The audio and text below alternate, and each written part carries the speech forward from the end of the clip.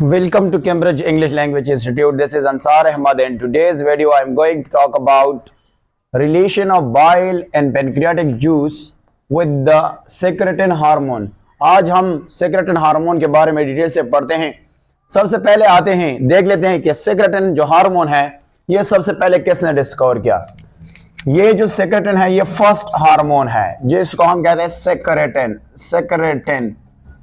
ये हमारे पास first hormone है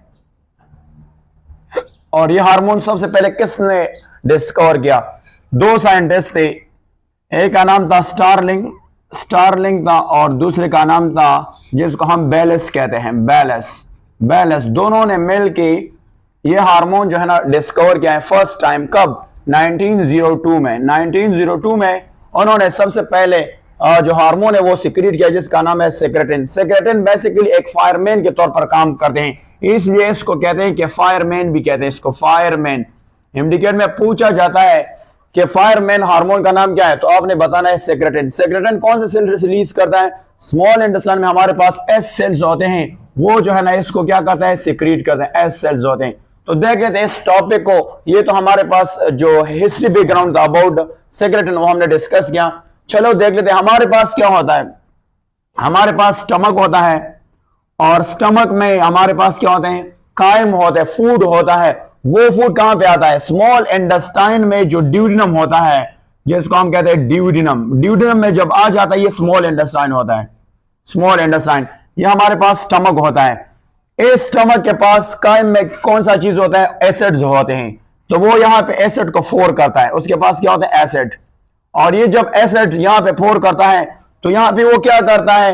एसिड बर्न काज करते हैं। तो एसिड बर्न से बचाने के लिए जो हमारे पास ड्यूडिनम है, ड्यूडिनम के जो एस सेल, स्मॉल इंटेस्टाइन के जो एस सेल होते हैं, वो एक हार्मोन रिलीज करता है जिसका नाम है सेक्रेटिन। वो कौन सा हार्मोन रिलीज करता है? सेक्रेटिन। ये सेक्रेटिन क्या करता है?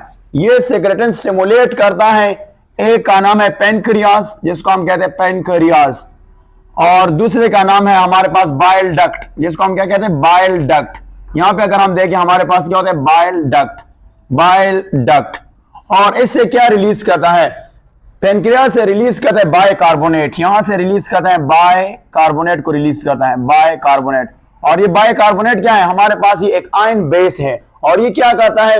ये न्यूट्रलाइज करता है कौन सा चीज? न्यूट्रलाइज द एसिड, न्यूट्रलाइज करता है द एसिड। एसिड को क्या करता है? न्यूट्रलाइज करता है। बट अगर हम यहां पे देखें तो पेनक्रियास से ज्यादा रिलीज होता है बनिस्बत बाइल डक्ट से, और इसके साथ साथ ये प्रिवेंट करता है, कौन सा चीज प्रिवेंट करता है? प्रिवेंट करता है एसिड बर्न। एसिड बर्न जो है ना ये क्या करता है? प्रिवेंट करता है। और इसके अलावा ये एस्टेब्लिश करता है, दैट इज कॉल्ड एस्टेब्लिश करता है कौन सा? गुड मीडियम, जैसे कह सकते प्रॉपर मीडियम फॉरवर्ड, यानी proper medium pH for other enzymes, जिसको हम कहते हैं अदर डाइजेस्टिव एंजाइम।